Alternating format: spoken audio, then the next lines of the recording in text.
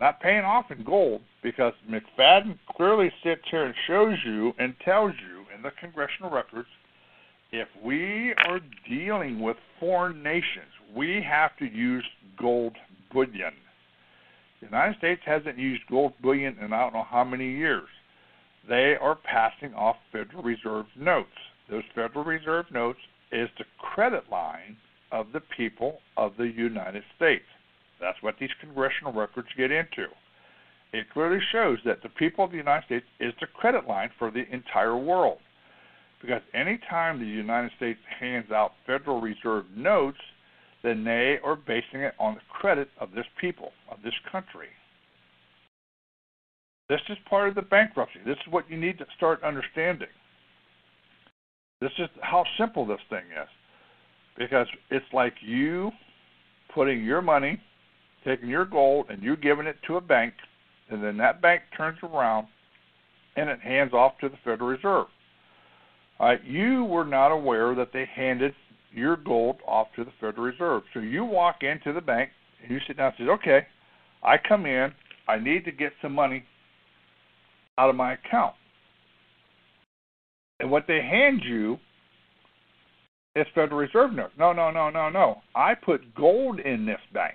I want gold back. Well, we had to give this to the Federal Reserve, and the Federal Reserve gave us these Federal Reserve notes, which is a promise to pay you back when they get done using the gold. Now stop and think what I'm sitting here saying. You turned in something that was substantial to the bank. The bank turned around and handed it over to a trust company, which is not even a bank, handed it over to a private corporation. That private corporation told the bank, we will give you a credit line to give back out to your depositors. We'll give you a credit line to give to your customers. Now think about what I'm saying, a credit line. So what the bank did, okay, they're going to give you a credit line, but because previous years you've always understood that you've always had to pay back because you've always put something in of substantial value, and now they've taken it, what the banks have done is they have come in and they sit down and says, okay, here's the promissory note. That's the first thing you've got to sign. But because you didn't know any better, we're going to make you sign a mortgage note to pay us back on this mortgage note so we can securitize on it and we can turn around and turn a profit, and you will never know the difference. Well, for years and years and years, people never did know the difference until the research team that I have and myself started putting this together, and I started going through the documentation. And we started finding the congressional records of the fraud and of the lies that has been perpetrated on the people.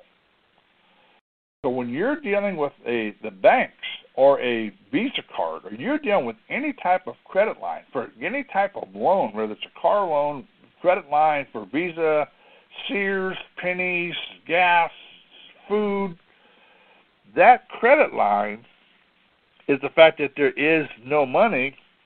When you sign that paper, they turn around and they will securitize by sending it off to the Federal Reserve, which is what McFadden was sitting here explaining. They send it off to the Federal Reserve. They turn around and they turn it in, and they make more Federal Reserve notes. They pass the debt off to the people of this country for us to sit here and pay. Well, what they've done is they did this throughout the world. We have become the bank of this entire globe. The American people are now the ones who's footing the bill and is taking the burden of paying the public debt of the world off. Because every time the United States hands China Federal Reserve notes, that's an IOU. Anytime they hand China or Germany, that's an IOU. Japan, that's an IOU. That is a credit line that they are putting on the back of the people of this country. So the harder we work, the more value the Federal Reserve note has. But because they've crashed our economy, the dollar is going down. Because according to McFadden, when he explained this, is that that note will have 100% value because it is backed by the credit of this nation. And this is what Lindbergh was getting into because he's breaking it down. That credit of the nation is the credit of the people of the United States. And they use the word people of the United States. We are the credit line for this country to operate under. This is why we do have the ability to control a lot of what's going on if we understand it. And then once we start addressing the bankruptcy side in these courts and we start exposing the securitization of our signatures and the amount of money that is being generated by the Federal Reserve by your signature, that shows that your mortgages have been paid over and over and over again. And now what they want to do is they want to create a new mortgage setup to refinance, and what they want to do is make 5 or 6 promissory notes so they'll always have one on hand and they can turn around and sell the other 4. Well, it still boils down to, if you sign 5 promissory notes, then them 5 promissory notes better be on hand whenever you come back in and you make an issue. Not one. I signed 5 of these. Where's the other 4? But ladies and gentlemen, like I said, once you understand the bankruptcy, it isn't that hard. Like I said, all they did is that you put gold into the bank. The bank turned all that gold over to the Federal Reserve.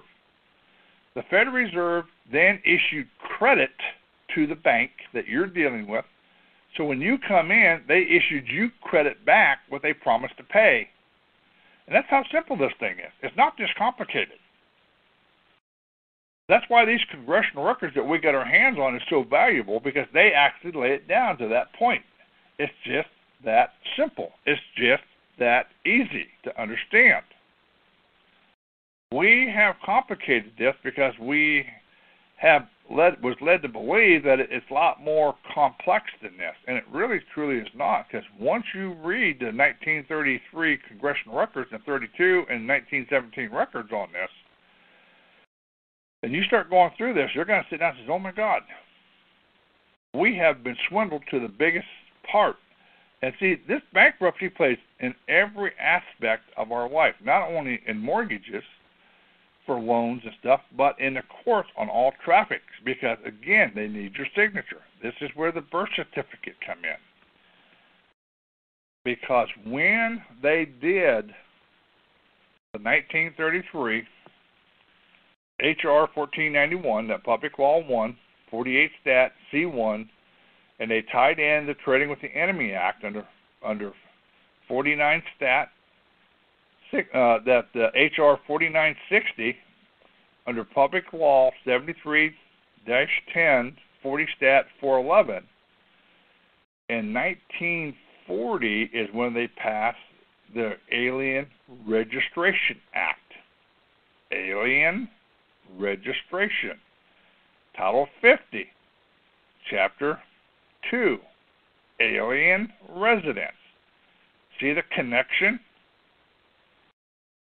They made you an alien resident.